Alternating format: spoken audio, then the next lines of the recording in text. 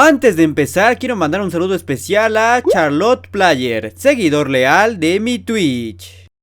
¿Qué tal, Bronies y Pegasisters? Créanlo o no, estamos por cumplir 3 años desde que la G5 se estrenó. Y no hay que olvidar que una de las mayores promesas con las que esta generación se anunció es que sería una secuela de la G4, algo que ninguna de las generaciones pasadas había hecho, y era bastante obvio el porqué, ya que la G4 fue un fenómeno que nadie, ni el propio Hasbro, esperaba, y el cariño y apego que los fans de esa generación poseen es tal que aún hoy en día se puede ver plasmado. Además, así podrían vender paquetes de muñecos de ambas generaciones. Sin embargo, el hecho de que la gran mayoría de los escritores de esta generación no hayan trabajado en la pasada fue sin duda una mala señal, que sumado a problemas legales que no supimos hasta mucho después, causaron un severo descuido en la lógica y continuidad entre ambas generaciones, que delató la falta de interés y limitantes que había a la hora de mezclarlas. Hasta algunos podrán argumentar que el hacer que la G5 fuera secuela de la G4 fue una decisión de último minuto, tomada más por fines mercadológicos que narrativos,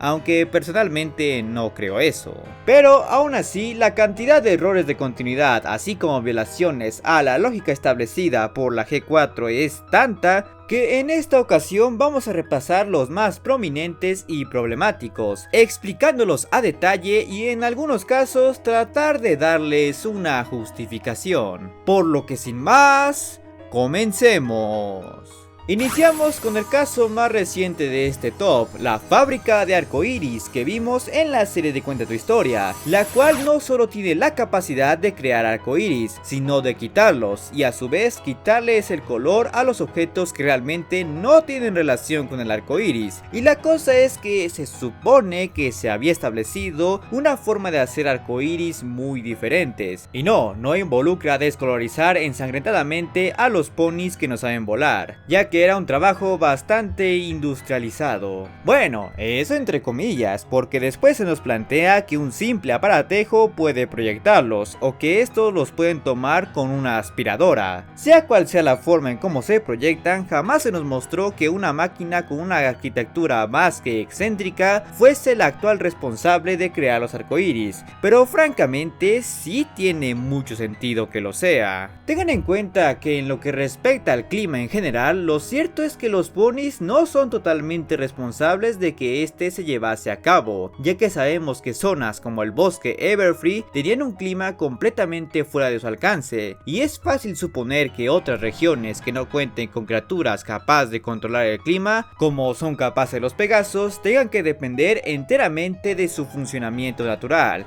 Es decir, los ponis controlaban el clima porque se sentían con el deber de hacerlo, no porque realmente lo tuviesen, y era mal visto que el clima se maneje solo. Pero en cuanto a los arcoiris, todas las formas en las que estos funcionaban sí o sí dependían de un elemento mágico para realizarse, aun si este no tuviese relación con los Pegasos. Entonces aquí hay que tener dos cosas en cuenta: el avance tecnológico y la ausencia de magia. Siendo que si la tecnología avanzó en Equestria, no sería raro pensar que se diseñasen métodos más autónomos y simplificados para ciertos procesos en el clima, entre ellos los arcoiris, aunque eso seguramente pudo haber implicado cierta tasa de desempleo, pero eso es un tema aparte. Y si eso le sumamos la ausencia de magia y el hecho de que la mayoría de los ponis, incluyendo los Pegasos, estaban dentro de un domo sin la posibilidad de pisar las nubes, es lógico pensar que hayan diseñado una máquina para poder fabricar arcoiris en su ausencia, dado que no tendrían la posibilidad de hacerlo por su cuenta.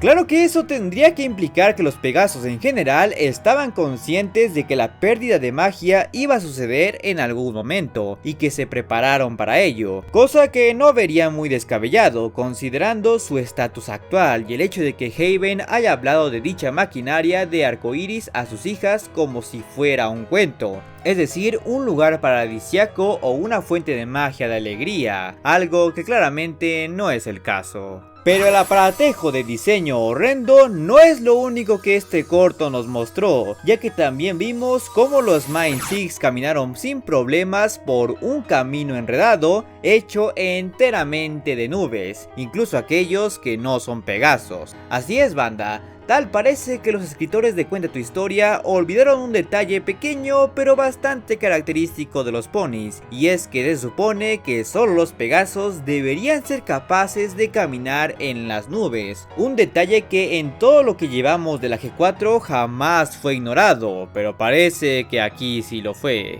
Sí, es verdad que ahí mismo se plantearon métodos para que un terrestre y un unicornio pudiesen caminar en las nubes, pero no es que hayamos visto que los Mine Six llevasen a cabo alguno antes de aventurarse a ponerse a 1000 cascos de altura. Entonces, ¿cómo se supone que justificamos esto? La verdad, no creo que exista una forma genuinamente convincente para pasar por alto este detalle, pero lo más cercano que tenemos son las palabras de nuestra querida Twilight, que citándola dice: "La magia está viva, siempre cambia, se vuelve más fuerte". Lo que podríamos interpretar como que la magia pony ha evolucionado tanto que ahora todas las razas tienen la capacidad de caminar en las nubes sin necesidad de un hechizo externo, lo cual, a decir verdad, no suena realmente extraño. De hecho, tiene mucho sentido dentro de lo que cabe. Claro que no quita el hecho de que esa frase en particular se siente como una excusa para justificar todas las incoherencias mágicas que pueden llegar a presentarse, pero es una justificación al fin y al cabo, y espero que les agrade, porque no será la única vez que la mencionaremos en este video. Seguimos con un caso que llamó la atención desde el momento de la introducción de Sparky, sus alas, que podría parecer un detalle superficialmente intrascendente, ya que después de todo, hasta la fecha realmente no las usa. En serio, se ve claramente su incapacidad de volar. Pero el detalle aquí es que se supone que los dragones de este universo no nacen con alas, las obtienen. Durante gran parte de la serie vimos a un Spike sin alas, que en mucho tiempo fue objeto de debate, puesto que era el único dragón que no las tenía, e incluso durante su breve estancia como un adulto generado por la codicia jamás vimos que las desarrollara, lo que nos dejaba con la incertidumbre del por qué. No fue hasta la 8ª temporada que obtuvimos la respuesta, al descubrir que los dragones tienen una forma muy particular de experimentar la pubertad, con la muda, un proceso bastante complicado aunque afortunadamente corto, con el cual un dragón obtenía sus alas. Bueno, pues toda esa lógica se perdió cuando conocimos a Sparky, un dragón que nació con alas, es decir que en teoría no tendría que pasar por todo ese proceso de muda cuando llegue el momento. Claro que hay que tener en cuenta que realmente es poco probable que lleguemos a ver que Sparky cumpla la edad para que esto ocurra, a menos de que la serie dure lo suficiente para que el tiempo de eso, pero francamente, aunque así fuera, no es común que los bebés crezcan. Así que, a menos de que de una temporada a otra tengamos un repentino salto de tiempo, claramente no alcanzaremos a ver la muda de Sparky, si la llegase a tener. De ahí su posible justificación, pero claramente eso no basta. Entonces, ¿cómo es que él nació con alas? La única respuesta que puedo encontrar es que se trate de un proceso natural de la evolución de los dragones, es decir, que las generaciones más recientes, como las de Sparky, ya no tengan la necesidad de someterse a la muda, porque estos ya nacen con alas. Pero ahí hay otro detalle, y es que Sparky no es tan reciente como parece, pues en palabras de los propios dragones, no han visto crías en lo que pudo ser cientos de años, es decir que el huevo de Sparky lleva existiendo durante mucho tiempo, quizás más cerca de la época de la G4, así que ese proceso evolutivo debió ser mucho más cercano de lo que pensamos. Quizás el convivir muy cercanamente con otras criaturas aladas haya tenido que ver, puede ser. Aunque de ser así, Sparky y los demás dragones que conocimos en la G5 tienen suerte de haber tenido una buena y sana mezcla de genes, porque seguramente otros no la tuvieron. Ahora pasamos a un detalle que llamó mucho la atención en un principio, pero parece que ahora ya está un poco olvidado. Sin embargo, sigue siendo una incoherencia bastante persistente, y es la aparición de las Cutie Marks, las cuales ahora solo se limitan a un solo flanco, cosa que no ocurría en la G4, donde ahí eran los dos. Aparentemente en un principio esto era meramente una decisión estética, la cual se dejaba por el estilo 3D de la película, y recuerdo que algunos mencionaban que también podría deberse a que los juguetes siempre han tenido la Cutie Mark solo de un lado, por lo que buscarían hacerlos más parecidos. Pero bueno, si ese es realmente el caso, supongo que se han quedado tan arraigados que aun siendo el mayor medio audiovisual de la G5 una serie 2D, aún mantenga esa regla, pese a que realmente no tiene razón para ello. Y sea cual sea la razón técnica para esta decisión, creo que aún así haría falta una justificación narrativa para ello, principalmente porque en los instantes donde se han mostrado personajes de la G4 vemos que estos aún conservan sus Cutie Marks de ambos lados, así que eso hace más incongruente ese detalle. Tan solo imagínense el hipotético caso donde algún personaje de la G5 conozca a uno de la G4,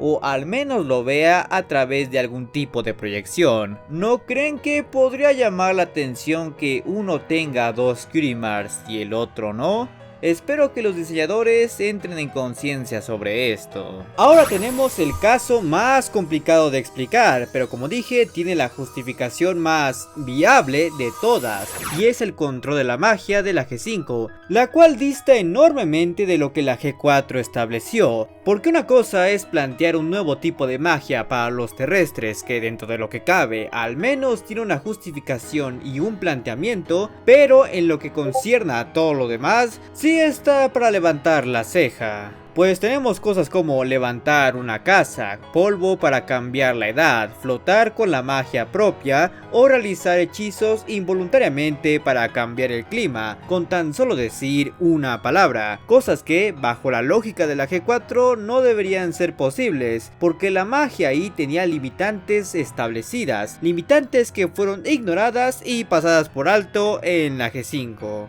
Y ni hablemos del aspecto visual donde por un lado el aura de la magia tiene el mismo color morado y por el otro un color arcoíris por alguna razón, pese a que se supone que cada unicornio debería tener su propio color de aura en base a sus ojos, aunque eso tampoco es que sea una ley de oro. Sumémosle otros detalles como que la luna aumenta la magia en general, el hecho de que hasta los unicornios pueden usar magia por los cascos y no por el cuerno, y por supuesto que las Cutie Marks brillan en cada acto de unión, amistad o discurso cursi para crear todo tipo de efectos que nada que ver, y tendrás un completo caos sin pies ni cabeza. Por lo que de nuevo, lo único que podemos decir para tratar de justificar esto son las palabras de Twilight de que la magia está viva, siempre cambia y se vuelve más fuerte, lo que también se traduce en volverse más impredecible y faltante de constancia. A eso también podemos agregar que ahora se encuentra atada a unos objetos externos, los cristales de la unidad, los cuales puede que faciliten y potencien el uso de esta, como si de un apoyo automático se tratase, de ahí que también puede explicar los potenciadores y el constante efecto de las Cutie Marks que están ligados a los sentimientos de unidad que los cristales necesitan para funcionar.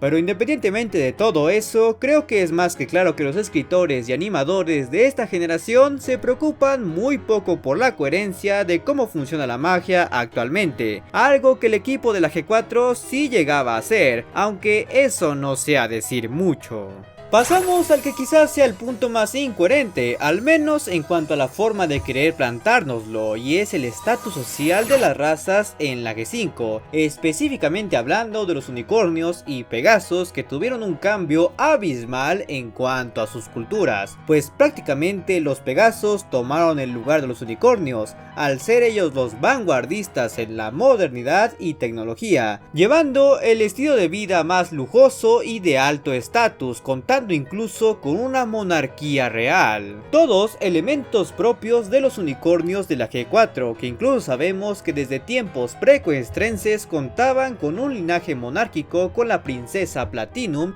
y el rey Bullion, que bien podrían haber llegado hasta el príncipe Blood. Pero en lugar de respetar y expandir todo eso, vemos que los unicornios se rebajaron a unos hippies del bosque, llenos de problemas emocionales, miedos irracionales y costumbres de lo más raras, por no decir estúpidas, algo que irónicamente encajaría mejor con los ponis terrestres, lo que nos deja un sinfín de dudas por ambas partes. La más importante, el cómo pasó esto. Bueno, lo primero que podríamos poner sobre la mesa es que si a alguien realmente le afectaría emocionalmente la pérdida de la magia, sería a los unicornios, puesto que estos son claramente los más dependientes de ella, al hacer prácticamente el todo con esta, por lo que perderla implicaría un duro daño emocional y hasta físico en su estilo de vida. De ese lado tendría sentido la depresión generalizada y hasta cierto punto el miedo irracional que hay en ellos. Por otro lado, es verdad que los Pegasos en su momento habrían desarrollado los mayores avances tecnológicos al crear esa variedad de maquinaria para fabricar el clima, de ahí que sus casas, instituciones y arquitectura industrializada tengan el aspecto más moderno de cierta forma. A diferencia de los unicornios que vivían en la Edad Media o los terrestres que vivían en el Viejo Oeste, y eso que los terrestres sí tenían varios avances tecnológicos, puesto que en la G4 vimos que ellos crearon trenes, helicópteros o proyectores. Bueno, al menos eso es lo que parece. Pero faltaría saber por qué de la nada surgiría un linaje real de Pegasos que tomasen posesión de toda una ciudad que hasta donde sabemos fue parte de una expansión modernizada del reinado de Twilight, un linaje que sabemos que realmente tiene raíces, pues para la G5 ya hay todo un árbol genealógico a estudiar. Bueno, hay muchas teorías al respecto a ello, pero la gran mayoría de estas giran en torno a Cozy Glow, quien la acreditan como la primera reina. Algo que, analizando detalles, sí tiene sentido, pues aparte de las ligeras similitudes con Haven, sabemos que alguien tuvo que convertir la gema de los Pegasos en una corona, o sea, un símbolo de poder, cosa que no ocurrió con los demás cristales, algo que perfectamente pudo haber hecho Cozy Glow. Además, si alguien incentivase la discordia entre las razas, definitivamente sería ella. Digo, no es nada que no haya hecho antes. Por desgracia, por más interesantes que sean estas teorías, siguen siendo teorías. Y no hay nada que hasta ahora dé alguna prueba real del por qué se hizo este cambio tan brusco. Sí, hay ciertos indicios de que los unicornios no han olvidado sus raíces aristócratas, pero nada más que eso. Y parece que solo son las sombras miedosas de lo que eran. Lo peor es que posiblemente nunca tengamos una respuesta concreta de esto, y lo que resta de la G5 nos quieran hacer creer que esta ha sido siempre el estilo de vida de ambas razas. Me pregunto si habrá un caso así en la vida real. Y finalmente terminamos con uno de los primeros problemas que salieron a la luz desde la película de Nueva Generación. Que digo, desde que se anunció la película de Nueva Generación, y es el hecho de que el Sol y la Luna se mueven de forma completamente natural y sin interferencia mágica, algo que sería bastante normal de no ser por el hecho de que durante toda la G4 se estableció que Celestia y Luna son las únicas responsables de que estos astros se muevan. Entonces, ¿cómo es que en la G5 se mueven sin magia? Y aún habiendo recuperándola, ¿quién mueve el Sol y la Luna? Primero hay que aclarar, porque seguro alguien no lo sabe, es que esto de mover el Sol y la Luna no es una habilidad exclusiva de las hermanas reales, ni siquiera de los alicornios, pues se sabe que antes de ellas los unicornios eran los encargados de esa labor, pero para ellos era algo extremadamente agotador y hasta peligroso, pues requerían a varios de estos y hacerlo les quitaba magia y energía vital, pues incluso en el diario de las dos hermanas se describe cómo Starsuit de un momento a otro obtuvo esa barba completamente gris de solo hacer el ocaso. Lo que sí se estableció es que tanto Celestia como Luna tenían una habilidad nata para controlar el Sol y la Luna, de ahí que obtuviesen sus Cutie Marks. Aunque fuera de eso, realmente se deja en claro que cualquiera que poseyera magia podría controlar esos astros, o al menos tendría el potencial para ello, pero a fin de cuentas se establece que estos requieren de magia para poder moverse. Bueno, realmente sí hay varias opciones que podemos contemplar, pues primero que nada hay que aclarar que los cristales únicamente afectaron a los ponis, así como criaturas que estén de una u otra forma vinculadas con su anatomía, pero jamás se especifica que estos hayan afectado a la magia de otras criaturas, pues el único otro caso conocido, que son los dragones, se sabe que ellos tenían su propia fuente de magia, la piedra dragón, que fue creada con el mismo propósito que los cristales. Así que con esto en mente podríamos pensar que otra especie pudiese aún conservar la magia necesaria para hacerse cargo de esa problemática. Incluso sabemos que las propias princesas diseñaron un dispositivo con su propia magia que pudiese hacer esa labor de forma más sencilla, por lo que no sería descabellado pensar que Twilight diseñase una versión mejorada de este dispositivo, la cual sea completamente automática y funcionase por siglos, aún con la ausencia de magia, que esté escondido en algún lado. Pero claro, también podríamos tener en cuenta la opción de que tanto el Sol y la Luna hayan entrado en una órbita completamente natural y ya no dependan de la magia para poder funcionar, básicamente como si la magia fuese una limitante para estos astros. Y ahora que esa limitante se fue, pueden fungir como realmente es debido. Porque tengan en cuenta que realmente no hay mucha coherencia en cómo funciona el movimiento controlado del Sol y la Luna, y no queda realmente claro si el planeta orbita alrededor de ellos o ellos orbitan alrededor del planeta. Personalmente yo pensaría que es eso último, pero hay ciertos detalles que contradicen eso. Incluso vemos como la iluminación se ve afectada de forma muy extraña y poco explicable. Así que quizás lo mejor para nosotros es no pensar mucho en ello. Aunque como un último detalle a considerar, cuando Opaline habla sobre Celestia y Luna a Misty, ella menciona explícitamente su uso de magia sobre el Sol y la Luna, y como aparentemente esta fue la razón por la cual ellas la dejaron de lado, indicando que efectivamente la G5 no ha olvidado ese detalle, por lo que aún puede haber una explicación para ello, pero yo que ustedes no estaría esperando a que lo revelen. Pero si ahora quieres conocer los elementos narrativos de My Little Pony que fueron olvidados, o un top de los villanos de la animación en general que parecen serios pero en realidad son imbéciles, te dejaré las respectivas ventanillas a las que puedes hacer clic. Y como siempre, quiero agradecerles a todos los suscriptores que se han convertido en miembros del canal y a mis suscriptores en Twitch. Así que si todavía no se suscriben, háganlo. Y recuerden también tocar la campanita para recibir todas las notificaciones cada vez que haya un nuevo video. ¡Adiós! Recuerden, amigos, casco al corazón.